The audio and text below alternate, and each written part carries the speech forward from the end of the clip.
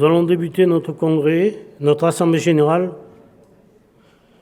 qui est un rendez-vous immanquable du calendrier cynégétique, un baromètre pour faire le point sur la situation et les tendances. Votre présence ici aujourd'hui est la preuve de notre dynamisme. Il est vrai qu'avec les conditions météo, merci d'être venus aussi nombreux. Enfin, nous nous retrouvons. Quelle épreuve cette période de restrictions sanitaires. Quel manque de convivialité. Donc, quel plaisir de se retrouver si nombreux, quel témoignage de vitalité affiché de la chasse populaire ardéchoise. Je vous informe que nos travaux sont retransmis en live sur intranet. Donc, et les chasseurs peuvent suivre, ceux qui ne sont pas là, peuvent suivre nos travaux. Avant de commencer, je vous demanderai d'observer un moment de recueillement en mémoire de nos adhérents disparus en cours de la saison, ainsi qu'à leurs proches, et cette année, une pensée particulière pour celles et ceux victimes de cette pandémie. Je vous demande donc...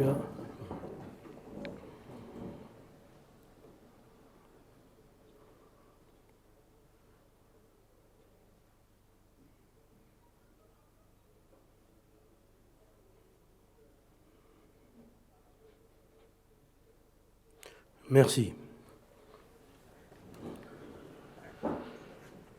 Le plaisir que j'avais de vous retrouver et de m'adresser à vous ce matin est un peu gâché par mon état de santé. Difficulté de m'exprimer. Pas de Covid, soyez-en sûrs, j'ai été testé hier soir. J'ai donc demandé à Michel Duez et à Rémi Cernis de m'épauler pour présenter les travaux de cet AG.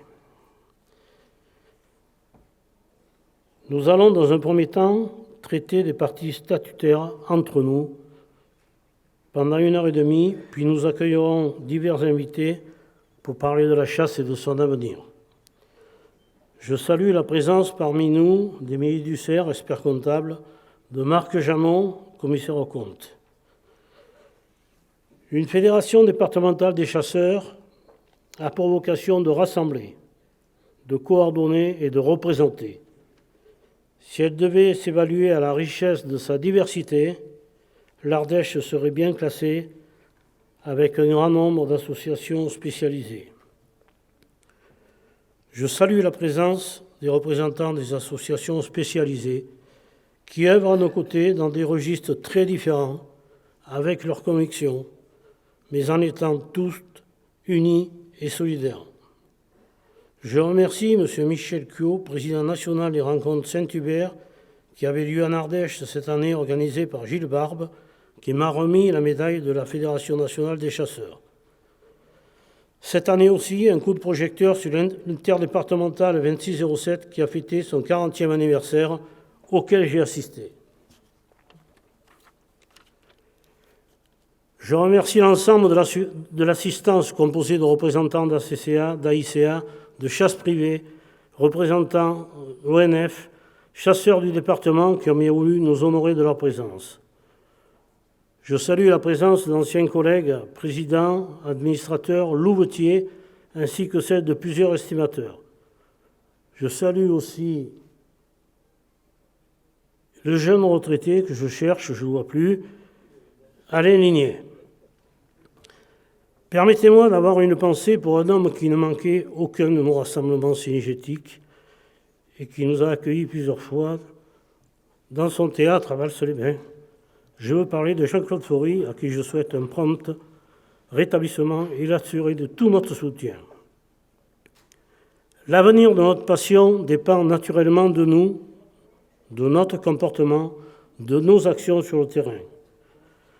Votre fédération, c'est d'abord des hommes et des femmes qui constituent la force de notre fédération, dont l'état d'esprit permet au président que je suis de pouvoir compter sur une équipe d'élus et de salariés disponibles, volontaires, motivés et compétents, sous la direction de notre nouveau directeur, Fabien Gérard, en poste depuis mars 2021. La FDC 07 n'est pas au bout de sa métamorphose, mais chaque jour qui passe, elle gagne en efficacité, en compétences et en influence sous votre direction, cher Fabrice. Il a su dynamiser, réorganiser cette équipe fédérale afin de répondre aux missions qui nous incombent. Des missions fédérales renforcées depuis la nouvelle loi chasse 2019 sur la réforme structurelle de la chasse française. Merci de ton professionnalisme et de ton efficacité, comme celui de toute l'équipe fédérale, bien sûr. L'État nous a confié, et je le rappelle, la gestion des ACCA, la mise à jour des territoires, le changement des réserves de chasse, la procédure disciplinaire en cas de dysfonctionnement grave ou de faute grave répétée d'un sociétaire, la formation décennale des chasseurs. Je tiens à les féliciter car ils ont su s'adapter aux changements. Malgré les événements subis, incendies criminels, Covid, je les remercie encore pour l'organisation et la mise en place aujourd'hui de ce congrès afin d'en assurer un bon déroulement. Chaque année, je vous évoque ce point positif. Croyez-moi, cette richesse me tient à cœur. Elle n'a pas de prix et assure l'efficacité de votre fédération dans ses missions de service public, mais aussi dans son attachement au service des adhérents. C'est précisément à vous que je voudrais rendre hommage pour l'implication qui est la vôtre dans le fonctionnement de notre organisme cynégétique. Souvent décrié, parfois même malmené, vous tenez le cap de l'intérêt de la chasse populaire ardéchoise avec beaucoup de patience, de constance et de sens du terroir.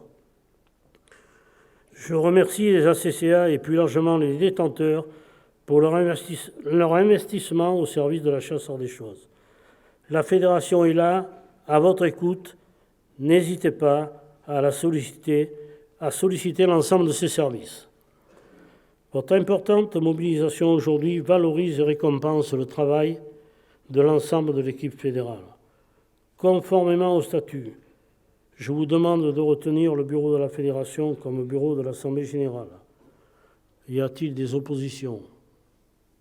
Des abstentions? Non, merci. Le panorama des sujets est particulièrement vaste, que ce soit au niveau national, régional ou départemental. Je m'attacherai au point essentiel en précisant ce que nous apportent les échelons supérieurs. Cette nouvelle organisation en groupe de travail permanent et temporaire a permis d'apporter une souplesse de fonctionnement, de la clarté réciproque concernant les rôles et les tâches de chacun, une vision claire de ses objectifs, aussi bien du côté des élus que des employés. Nous allons découvrir ces groupes de travail. Pour cela, je passe la parole à Michel Duvès qui va vous faire le rapport d'activité.